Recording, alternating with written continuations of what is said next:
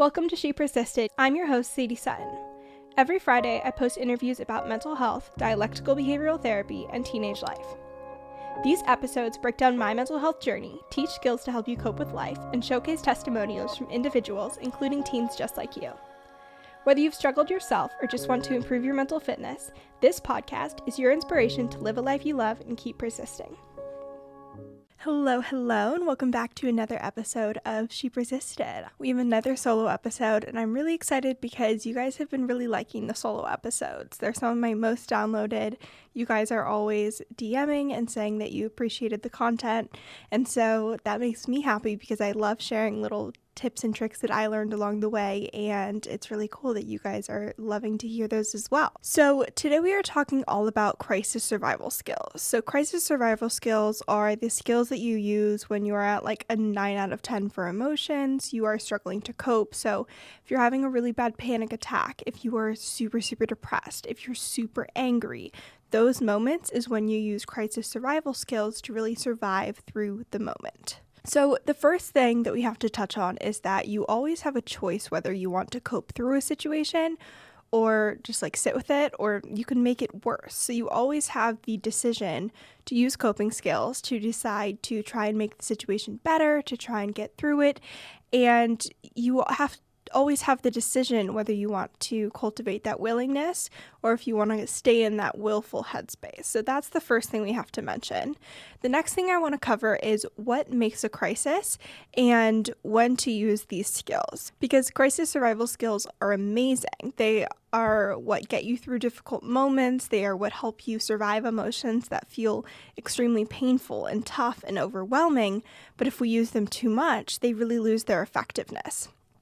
So a crisis, like I said, is when you're at like an 8 or a 9 or 9 out of 10 for emotional distress. And there's a couple of things within the DBT and therapy world that can kind of quantify this. One is a Sud Score, and so SUDs stand for subjective units of distress.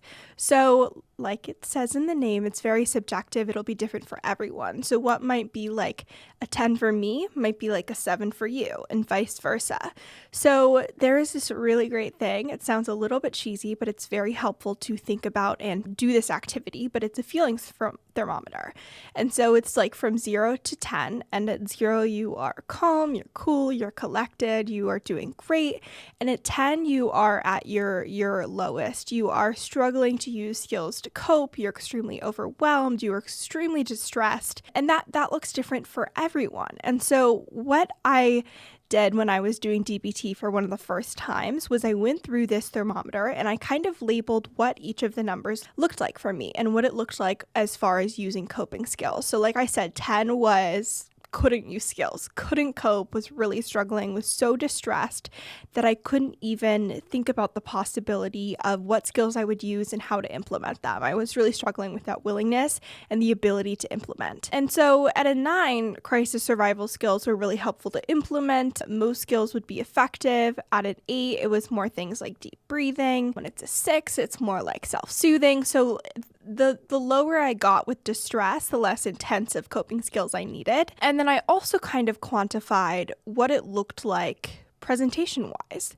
So a 10 would be like a really bad panic attack and not able to communicate that I needed help. Whereas a 9, maybe I was still struggling with a lot of anxiety, having a panic attack, but I could at least ask for help or I could use some skills. And then a 7 was having anxiety, but not a full-blown panic attack. And a 5 was just kind of we were chilling. We're not at our best, but there was no need to like cope actively with an emotion that came up.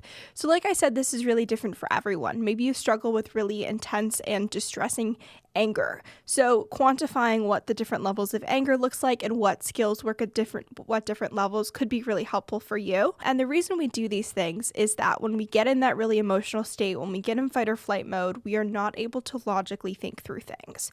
It's just how our body reacts. It's our emotions function in a way that they optimize for the quick, no-thinking emotional reaction to keep us alive, to save us. And so we can't logic through and be like, pros and cons here. Like, what is the coping skill I should use when I'm having a panic attack and can't think straight? So if we do this beforehand, when we're in those moments that are really distressing, we can just immediately know what to do instead of like really trying to unpack and figure out what the best course of action is. Okay, so there's a couple more things to mention about when to use crisis survival skills and when they can be really helpful. So some ways to know that you're in a crisis situation, and again, this is kind of subjective. It's based on your level of emotional distress. So you know you're in a crisis situation when it's highly stressful. It's short term. This is not like long ongoing stress about a school project. There are ways to cope with that, but again, we talked about how crisis survival skills are for the short term so that they don't lose their effectiveness. And the last thing about being in a crisis is that it creates intense pressure to resolve the crisis right now. Again, like the school project thing, it's due in 2 weeks. There's not like that immediate, like you need to get rid of the stressor immediately because it's causing so much pain and distress. So we're using crisis survival skills when you have a really intense feeling of pain that cannot be helped quickly. You want to act on your emotions, but that will only make things worse. Emotion mind threatens to overwhelm you, but you need to stay skillful and effective. And I really want to add the caveat there of, again, you feel like you need to stay skillful. We always have that choice. You are feeling overwhelmed, and yet there are certain demands or expectations that must be met. So say you're going through the school day and the expectation is to go to your class, but you're having a panic attack. So you're going to cope through to hopefully try and be able to go to the class. And lastly, your emotional arousal is really extreme, but the problem can't be solved immediately. There's not a quick fix. So you need to kind of cope through the emotions and be able to sit with the discomfort of the situation. So like I said, there's a lot of reasons that we don't use crisis survival skills every single day for every single emotion that arises. And that's because they lose their effectiveness over the long term. We want to reserve these for when we're really struggling, that we have a way to help ourselves in those painful moments. So we're not going to use crisis survival skills for everyday problems, solving all of the problems that life throws at us, and making your life worth living. So a lot of the crisis survival skills are activities that are good distractors or they're enjoyable. It's things like spending time with a friend, calling a loved one. Maybe it is drawing or doing your nails or doing a self-care night, like those kinds of things. And so to make your life worth living, you're not just constantly coping through things 24/7. You're, of course, building in activities that you enjoy, but the idea is to reserve these for when you really need them. So one of my favorite coping ahead things that you can put in place that really sets you up for success is called a safety plan. And this was something that I relied heavily on when I was doing DBT. It was something that was always a standard of care whenever I would start working with a new therapist or a certain amount of time went by. We would set up a safety plan together in session. And so what a safety plan is it's an outline of what you're going to do when you are feeling emotionally unsafe, overwhelmed, distressed, and that really high intensity that we just talked about. So I will post like a template on my website for this episode as well as on Instagram, but I'm going to walk you through it. The first thing that you want to outline are the warning signs. So the situations, thoughts, feelings, body sensations, and behaviors that signal that a crisis might be developing. And so for me, when I filled this out, this was in 2017. This was a long time ago, you guys, but it's my real worksheet. I talked about the cognitive, physical, and combined signals. So cognitively, my thoughts were racing. I was worried about like judgment from other people. I was hyper aware of what was going on around me. And I was starting to have like a little bit of the physical symptoms of a panic attack. So like my heart rate was increasing, my breathing was increasing. Physically, I was like starting to get a little shaky. I was having trouble breathing. And then combined, I was feeling really frozen by my emotions. I was too scared to really move, and I was just feeling very consumed by my fears. So that was warning signs. The next thing that you want to outline is the internal coping strategies that you can use. So things that you can do by yourself to take your mind off of what you're experiencing. So that could be distracting, it could be a relaxation technique, it could be a physical activity. There's a lot of options here. And so I, again, kind of broke this down into what would work to cope with a cognitive warning sign versus physical versus combined. So for when I was really overwhelmed, like my thoughts were spiraling, I could use distraction, I could self-soothe, I could use the TIPP scale, which we'll dive into, or I could ride the wave of the emotion. Physically, I could use pretty much all of my skills in my toolbox regarding distress tolerance. So I could use deep breathing, I could do an ice bath, and again, riding the wave was something that was really helpful for me. And combined warning signs, that for me, I remember being like the perfect storm. Like that's when things got really overwhelming and really difficult to cope with. So I wrote down for that is to catch before the crisis arises and to ask for help and call my therapist for skills coaching. The next step is to write down 3 people in social settings that provide distractions. This might be like super obvious. You're like, why would I need to write this down? But again, we're going above and beyond to make it easier for us to cope with situations that are super painful and overwhelming. So I wrote down 3 of my friends, and I also mentioned like going outside and getting outside of the situation, and you can literally even write down their phone numbers. If for some reason you're like, what if I can't remember? What if I don't have my phone with me? So you're making this really easy for yourself when you're struggling. And then step 4 is people that you could ask for help. So maybe this is a school counselor, a parent, a family friend, a therapist. And so you're writing down their names and a phone number if applicable. And step 5 is professionals or agencies that you can contact during a crisis. So for me, I wrote down my therapist, I wrote down my psychiatrist, and I wrote down a school teacher that I had a really great relationship with. And the key here is really, we've talked about this before, but if you're really struggling and you're going to a teen, you might get that validation, you might get that support, but teens are not meant to deal with overwhelmingly complex mental health issues. They shouldn't be expected to deal with that. They're not equipped. And so having professional resources that you can lean on is huge. So I will, of course, put some links and resources in the show notes, but there are a ton of different like local crisis lines based on your city. There are state ones. So the California Youth Crisis Line is 1-800-843-5200. There's the National Suicide Prevention Line, which is 1-800-273-TALK. The crisis text line is 741-741. There are a ton of websites where you can get support virtually, and so that can be huge to getting support when you're struggling, but it's not necessarily effective to go to a friend. And then step 6 is to make the environment safe, and that means emotionally and physically. So for me, I wrote down having a coat box, which we'll talk about next, surrounding myself with people, and taking breaks and really giving myself the grace to like get through the moment and not feel the pressure to just sit it out and run the clock out. And then the last thing, this is more specific to DBT when you're struggling with suicidal ideation, but the last thing to outline is the one thing that is most important to me and worth living for. And that is different for everyone. In 2017, I wrote down the future, which is super vague, but I think still stands true. But what is that thing that keeps you going, that keeps you motivated, that reminds you that it's worth it to cultivate that willingness and to cope through an emotion? So write that down. Leave that as a reminder for yourself for when you're struggling. This week's episode is brought to you by Sakara. Sakara is a nutrition company that focuses on overall wellness, starting with what you eat. They have an amazing meal plan service where they deliver vegan, gluten-free, non-GMO, you name it, meals to your door. And not everyone realizes this, but you can order just lunch, just dinner, or even just breakfast if you want to. So maybe you're like, lunch and dinner I'm set, but I really struggle to get a good breakfast in.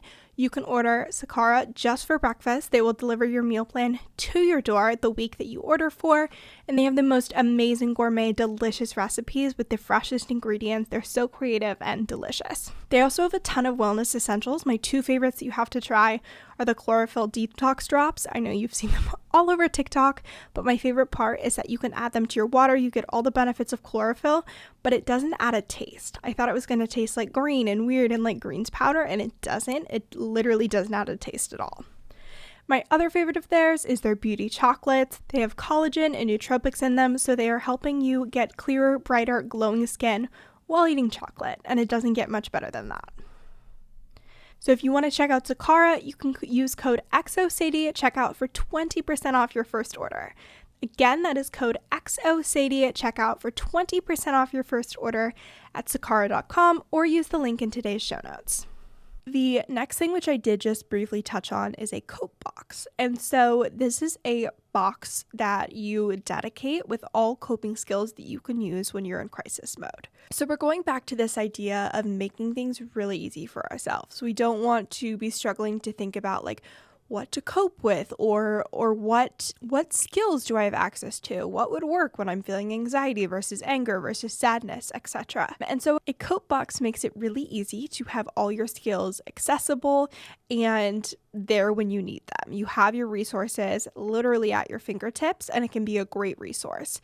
And it's also a fun activity to do. And so another thing to add here is that you could have like a coat box at home, but maybe you have like a little pouch you keep in your backpack for school. And so an example of things that you put in your coat box or your coping box, I was thinking like books. If there's a book that you really love to read that really is a great distractor. One of my favorite things to put in mine was really kind notes. So if you have like birthday notes that you save or a really sweet thank you note that a friend wrote to you, those reminders that people care about you and love you is a great thing to include. Phone numbers, a list of people. Again, you can put your safety plan in your coat box, people you can contact when you're really distressed, of people that are good to talk to or distract you with, some snacks that you enjoy. So maybe there's you like a certain type of candy. And then reminders of activities, distractors, and coping skills. So some ideas that I had was putting like a bag of microwave popcorn in your coat box, which is a reminder of like watch a movie or a TV show and do a night to distract yourself. Maybe doing your nails is very calming and distracting. It is for me. So maybe you put nail polish in there or face masks,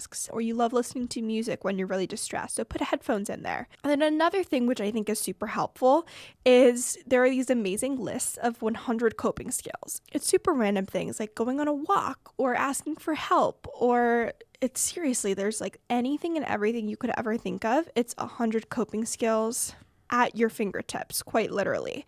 So like squeezing ice or doing a puzzle, cooking dinner with your family, counting to 100, playing a sport, unplugging from electronics. Like there's literally so many different things that you might not have immediately thought of.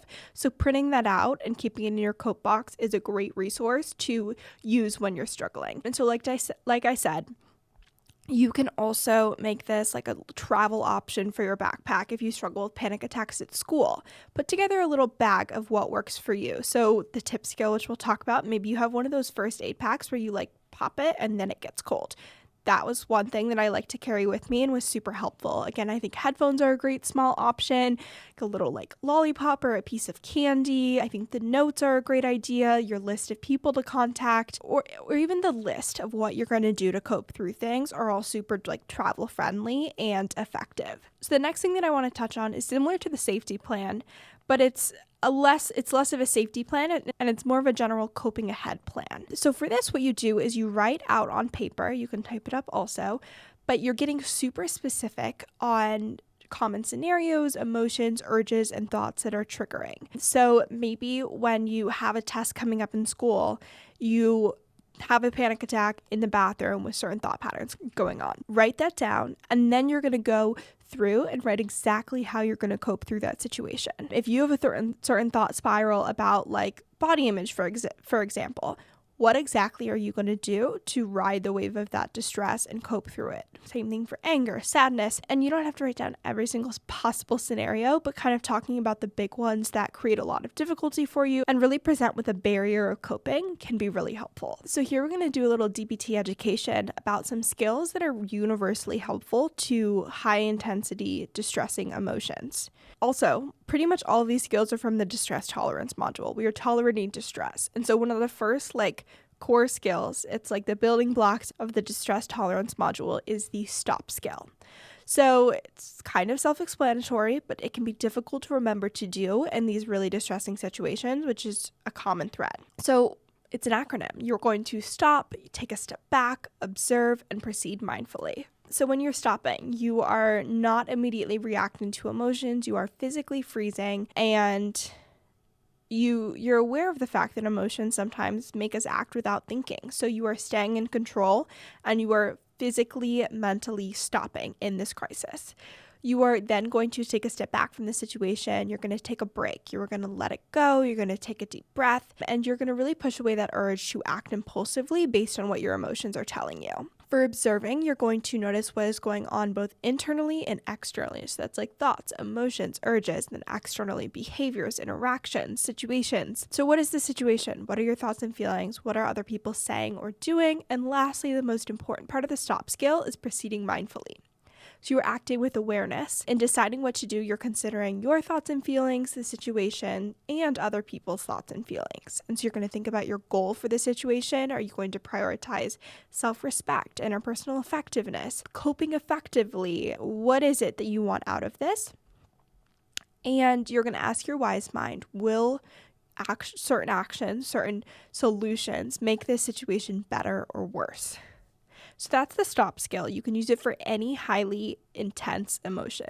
And you can use this for anxiety. You can use this for extreme sadness. You could use this in an argument, for anger, for guilt. Any emotions where you're at like a 7 to 10 or even like a 6 if you're like, I just think I could benefit from taking a break, use the stop scale. The next skill that can be somewhat difficult to implement when you're in this super high distress, but once you get down to a 6 or a 7, can be super helpful, is the pros and cons scale. So you're using this when you have to decide between two courses of action. And we talked about cultivating willingness to coping through a situation. And that in itself is like a mini pros and cons. You are evaluating whether it would benefit you to use coping skills or sit in the situation or make it worse. And a really common situation to use pros and cons in is when you have a really strong urge, or you are like deciding whether to confront someone, or you are thinking about coping with something in a certain way. Like maybe you're like, I really think I could benefit from advocating for an extension on this assignment that's giving me a panic attack. Or you're like, I think I should go to a counselor right now and get support rather than going right back to class. Do a little pros and cons. And so what makes the DBT pros and cons a little bit unique is that it's like a 4-box approach. So you are doing the pros of acting on crisis urges, pros of resisting crisis urges, cons of acting on crisis urges, and cons of resisting crisis urges. So write those out. Give a sentence, a couple bullet points for each. Really think about it. And so before an overwhelming crisis hits, you want to write out your pros and cons. You want to bring those thoughts and your conclusion with you and really remind yourself of them. Rehearse them over and over. Remind yourself what your wise mind is telling you, even if your emotion mind is like kind of trying to sway you. And when you really are struggling with an urge to act in a certain way, it can be really helpful to imagine the positive consequences of resisting that urge. It can be helpful to think and picture the negative consequences of giving into those bad crisis behaviors. And lastly, remembering past consequences when you have acted on crisis urges. So if in the past you have avoided a situation that makes you really anxious, what were the consequences there? Maybe you were more anxious next time you encountered that situation. So think about that consequence and what could possibly happen in the future if you continue to engage in that avoidance. The next skill that really universally can be super helpful is asking for help. And this can come in certain forms. Again, we talked about professional resources and crisis lines, crisis text lines, people you can call, talking to a therapist, asking for help from a counselor or your parents, from a friend. But this is huge. When you are feeling overwhelmed, even if you just want to ask for help in the form of a distraction or to have someone sit with you or just be around you, asking for help can be really helpful to feel less alone in navigating what you're going through. And then the next skill that I want to bring up is one of my all-time favorites. You guys have probably heard me talk about it a lot of times. I've actually seen a surprising amount of people talking about it on both TikTok and Instagram Reels, which makes me so happy.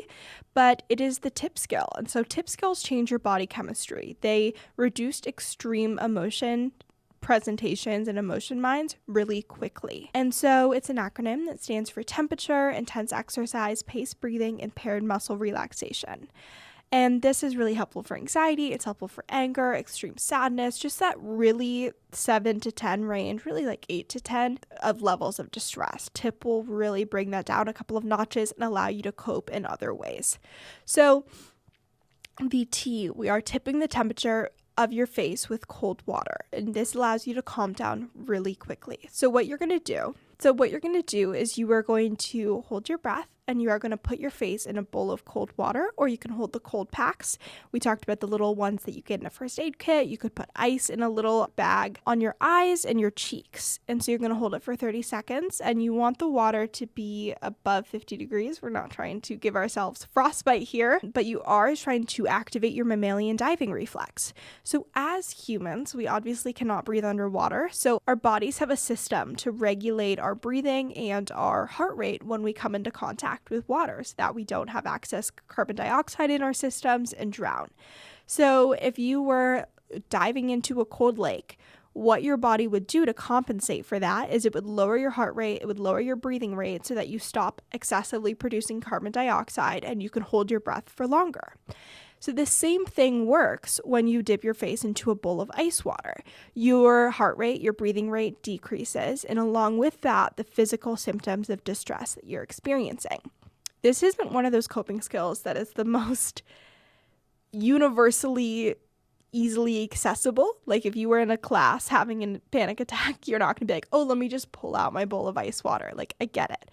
But there are different ways you can implement this. Maybe you use a cold paper towel under your eyes. That can help even if you're not getting the full benefits. But if you're at home per se and you have access to this, it's a game changer. I highly, highly, highly recommend. We used to do them all the time when I was at residential. It was one of the go-to things. They had so many ice packs, they had so many bowls and washcloths. And so whenever someone was having a panic attack, they'd be like, all right, time for an ice dive. Let's get the bowl. And it's because it's so effective and it works. You can't be like, well, no, I'm going to mentally not have my mammalian diving reflex work. That's just not how that happens. So that's the first part of the TIPP scale. The next is intense exercise. And so what this does is it calms your body down when it's really revved up and aroused by emotion. So you're engaging in intense exercise, even if it's just for a short period of time, and you are expending your body's stored up physical energy by running. You could be speed walking, jumping, lifting weights. I find that things that are really high intensity workout, so squats, squats aren't a great example, burpees, maybe you're doing a little bit of a kickboxing moment, running, doing sprints, anything that's super physically intense is great for this. And the idea here is that it not only expends that stored up energy that you're holding from distress, but your body can't maintain a physical arousal from exercise for 12 hours straight. Your body's not going to do that. So what your body's going to do is it's going to lower your heart rate after the workout. It's going to lower your breathing rate after the workout to try and go back to its homeostasis. And with that, it takes away some of that emotional distress that's presenting in physical ways. So the P to the TIPP skill is for paced breathing and paired muscle relaxation. So paced breathing, you are pacing your breathing by slowing it down. And so you're breathing deeply. You are slowing your pace of inhaling and exhaling way down from what it's at when you're experiencing an intense emotion. So 5 or 6 breaths per minute. I like to do an inhale of 3 counts, pause, and then exhale for 4. It's really great to have your exhale be more slow than you're breathing in. And so 5 seconds in, 7 seconds out, whatever works for your lungs. Everyone's lungs are different, but kind of elongating the breath and having your exhale be longer than the inhale is key. And you can do this for as long as you need to. So maybe it's for 2 minutes, maybe it's for 5 minutes, whatever you need. This is a great skill, and this is one that can be used at any point in time in almost any environment. And the same thing is true with paired muscle relaxation. So you're calming down by pairing your muscle relaxation with breathing out. So while doing your deep breathing, you are tensing your muscles, whether that's your fists, your shoulders, your whole body on your inhale. And you're really being mindful of that tension in your body. And then as you're breathing out, you're relaxing, you're letting go of the tension and observing how there's the difference. So when we're having anger or anxiety, we clench our fists, we kind of tense up. And so intentionally further tensing those muscles and then releasing them can really let go of a lot of that tension and can be really powerful and effective. So that's the TIPP skill. It's an amazing way to change your body chemistry. And one of my favorite things about the TIPP scale and DBT is that you can't be well, that's not going to work. Maybe if one person listening to really intense rock and roll is what calms them down when they're having anxiety, that might not work for everyone. That's an example of something that's super subjective. But stimulating your mammalian diving reflex, doing the temperature part of the TIPP scale is going to work. It's going to decrease your heart rate. It's going to decrease your breathing rate. And that's something I love about DBT is it's not like, well, I hope this works. Like, let's see. It's like, it will work. You will get through this situation. You will be able to cope and you will feel better. This week's episode is brought to you by Nut Pods. Nut Pods offers vegan, gluten-free, non-GMO, kosher, and Whole30 creamers in the most delicious flavors. We are in peak midterm season right now. I am exhausted. I'm excited for spring break. What is keeping me together and awake in the morning is my iced coffee. I have it down to a science, and I have to have a system that is not super complicated because I'm obviously in a dorm room. I don't have a kitchen. So I have my ice water. My favorite ice trays are linked on my Amazon storefront. I add my Starbucks cold brew concentrates, which look like a K-cup, but it's just a little cold brew. You add it to ice water and turns into a glass of cold brew. Those are also linked to my Amazon storefront. And then I add my Nut Pods creamer. My two favorite flavors are the sweetened vanilla and sweet cream. I love a sweet and creamy coffee. And the amazing thing about the Nut Pods creamers is that they are sugar-free. So it tastes exactly like any generic vanilla creamer, but it doesn't have all the additives, sugars, chemicals, you name it. And because they are vegan, they don't have dairy in them, it means that I can stock up and not worry about having to put 37 creamers in my fridge and of the mini fridge and run out of space immediately. So if you want to try Nut Pods creamers, you can use code ShePersistedPodcast at checkout for 20% off your order. The link will be in today's show notes. So again, Nut Pods creamers, ShePersistedPodcast at checkout for 15% off your order. So the last cope ahead plan skill that I want to give you that is universally helpful across situations is distraction and self-soothing. Distraction can be an amazing coping skill and technique because it allows you to kind of take a break from those painful emotions, those distressing thoughts and feelings. But the key is to not just be constantly distracting. When we're avoiding our emotions, they come back in bigger, more overwhelming forms, which is why these crisis survival skills are great for crisis, but not 24/7 life. And that's completely true for distraction skills. So there are some great acronyms. The first one is ACCEPTS, and so that stands for activities, contributing, comparisons, emotions, pushing away, thoughts, and sensations. So with activities, you could distract by focusing your attention on a task that you need to get done. Maybe you're someone that likes to cleaning really calms you, so you're going to clean a room. Maybe you're going to go on a walk. Maybe you are playing a sport. Maybe you're going to watch a video, go out to a meal with a friend, call a friend, listen to music, play cards, do a puzzle, you name it. Do an activity that is distracting and gets you out of your head and, again, takes you away from this painful emotion and situation. Contributing, so doing volunteer work, helping a friend or family member, surprising someone with someone nice, doing something thoughtful, just sending someone a message and be like, hi, I'm thinking about you today and I miss you and I hope things are going well. Comparison, so comparing your current sensation, your current emotions with when you felt differently at a different time. So maybe you're putting things in perspective. You're like, you know what, I'm doing a lot better of a job coping with this situation than I was 6 months ago. Or maybe it's remember how great I felt 10 minutes ago? Let's get back to that point. Another fun thing to do here is watching a reality show. Comparing your emotions, your coping, all those things can be kind of a fun activity. And again, putting things in perspective and kind of checking ourselves because we get so wrapped up in our own heads, our own experiences, what we're normalizing. Comparing can be really effective.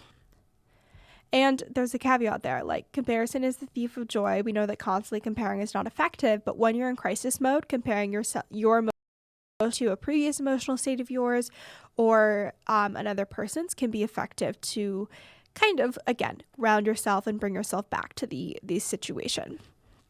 The next part of accepts is emotion. So you are watching emotional TV shows. So maybe you're feeling really anxious. So you're going to invoke joy by watching The Office because that makes you laugh and makes you feel great. Some other ideas are scary movies, watching a comedy. Maybe there's really soothing music. So you're shifting your mood using external stimuli would be the right word probably, but books, stories, letters, TV, music, movies, you name it. Next part of the accept skill is pushing away, and this is again one where it's helpful in the moment, not a long-term solution. So you are mentally taking a break from struggling with this. So if you're having really bad anxiety about how a situation is going to play out, you're going to be yep, I'm done thinking about this for right now. I'm going to put this in the corner and I'm going to revisit it later, but for right now, we're we're done. And so you are leaving the situation mentally. You are kind of ignoring that problem for the moment. And again, you're going to revisit it, but you are decreasing your distress surrounding the issue. The next part of the accept skill is thoughts.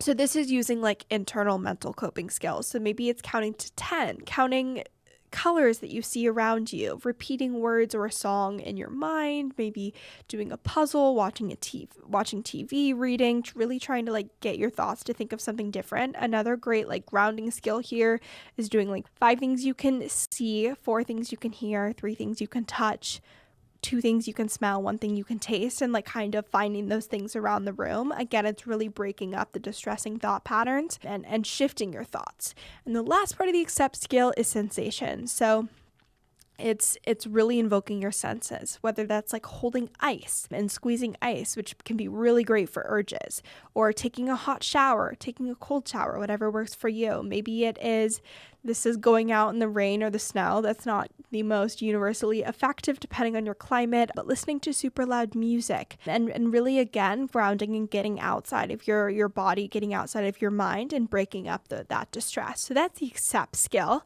And similarly is the improve skill. So improve is for improving the moment. And so you are using imagery, meaning, prayer, relaxation, 1 thing in the moment, vacation, and encouragement. And these are less distractions, but more ways to, again, improve the moment, get through the moment, and cope in that intense, difficult situation. So with imagery, if you're imagining relaxing scenes, you're imagining things are going well, maybe you're doing imagery of like the hurtful emotions kind of just like draining out of you. And another thing you could do is remember a happy time and imagine yourself in it again and really just sit with that. So it's kind of like a meditation exercise. Next is meaning. So you are finding purpose and meaning in a painful situation. This can be really difficult in the moment, but for some people it works. Focusing on whatever positive aspects of the painful situation you can find, especially in interpersonal conflicts when those are really painful for me. I really like to figure out like, okay, long term, like how is this helping me? Maybe I am learning to cope more effectively. Maybe I'm being more validating and understanding in my relationships. This is pushing me to grow. This is pushing me to improve. There is purpose here.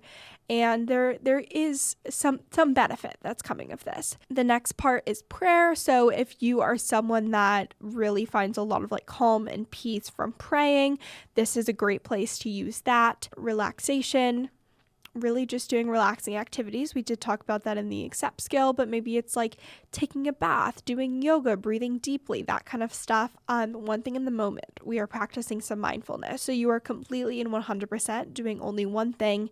You are staying in the moment. You are being present and you are focusing your entire attention on this situation.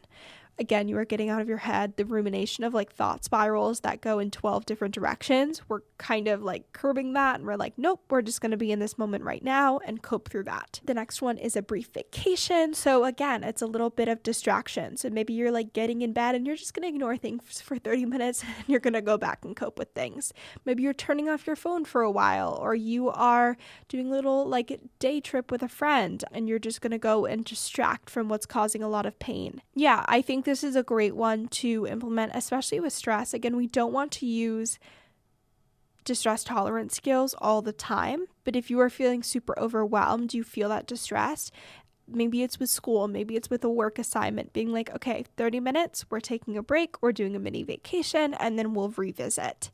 And the last part of the accept skill is improve skill is using self-encouragement and rethinking the situation. So you are giving yourself a pep talk. This is one of my favorite skills and something that I use all the time, especially with anxiety. So you're like, I got this. I can stand this. It's going to be okay. This is going to pass. This isn't going to last forever. And really just getting yourself through the situation. So that's the improve skill. Another thing that can be helpful in distracting is self-soothing. And I know that you have heard about self-care everywhere, but the idea with self-soothing is you're using your 5 senses, and this can be another great thing to like outline what works for you beforehand, but you are breaking it down into like vision, hearing, smell, taste, and touch. So maybe vision, like you love watching a certain TV show, you like watching the sunset, maybe going on a walk and observing nature is really calming to you.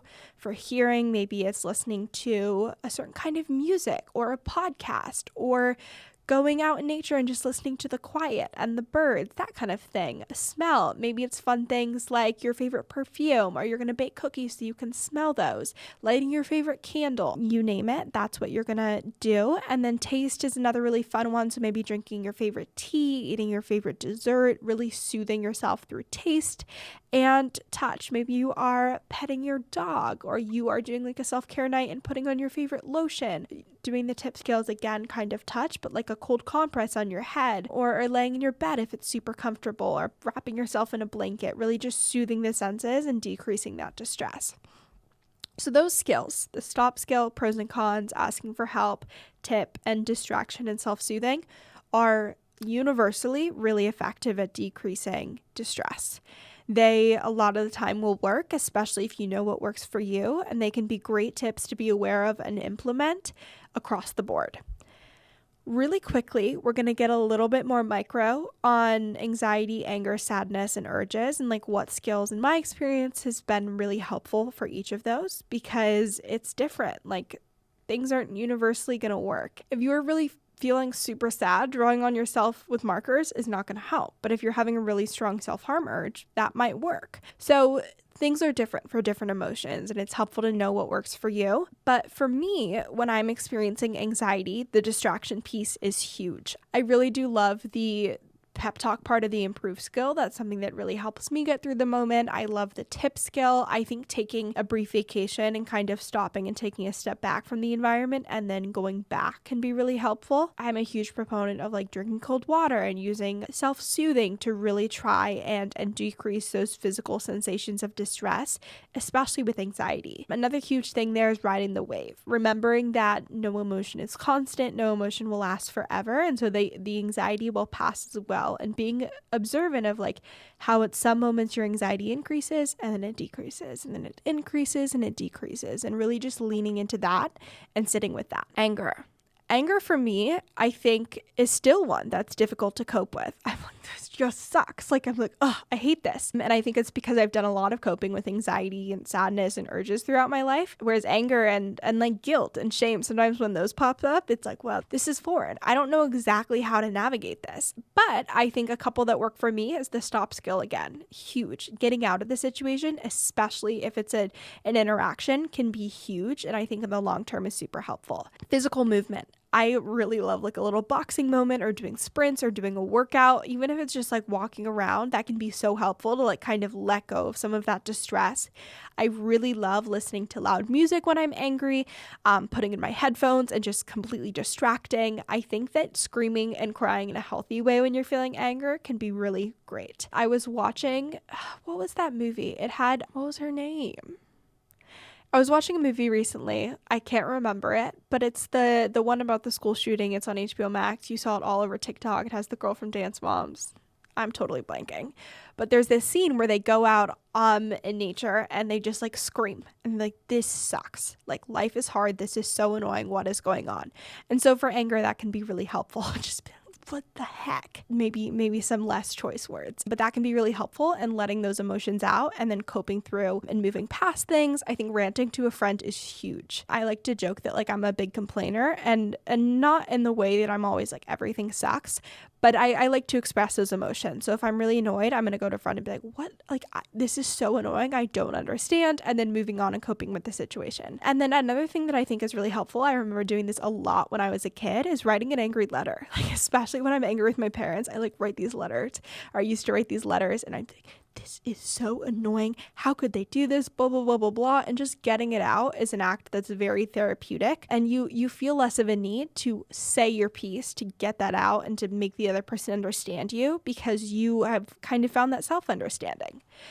Sadness, I think, is a really hard emotion to navigate. And I think even myself, when I think of sadness, I don't immediately think like, wow, that is a super distressing emotion. Like, it's just like a bad feeling. But it's important to remember that sadness can bring a lot of distress that you need to cope through.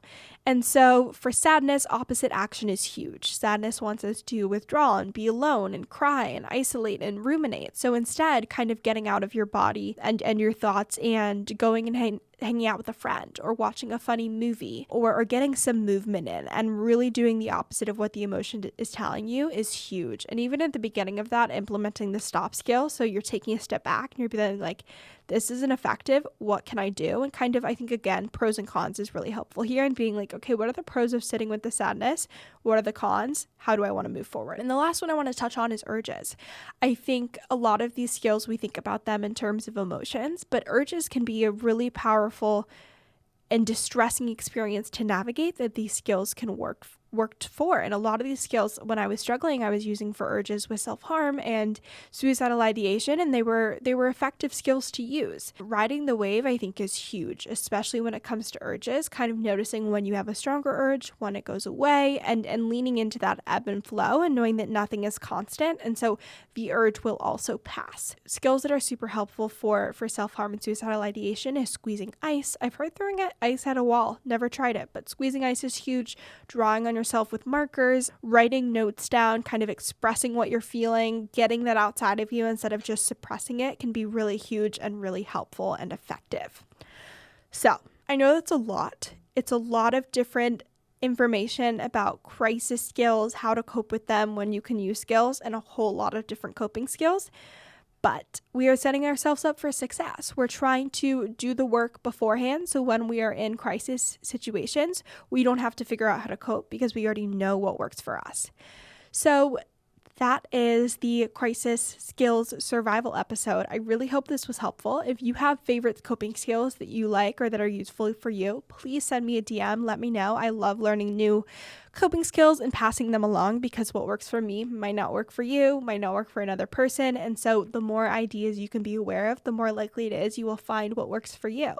So to recap that long whirlwind, we talked about crisis survival. We talked about what qualifies a situation as a crisis and knowing when you should be using your crisis survival skills. We talked a lot about how to set yourself up for success when it comes to coping. So knowing your limits, having a plan in place, educating yourself, and cultivating willingness to cope through a situation. And lastly, how to cope with very specific high-intensity emotions and situations. So if you like this episode, as always, be sure to leave a review on Apple Podcasts and Spotify, share with a friend or family member, and if you share on Instagram, make sure to tag me at She Persisted Podcast, and I will share and give you a little shout out. So yeah, that is this week's episode. I really hope you enjoyed, and I will see you next Monday.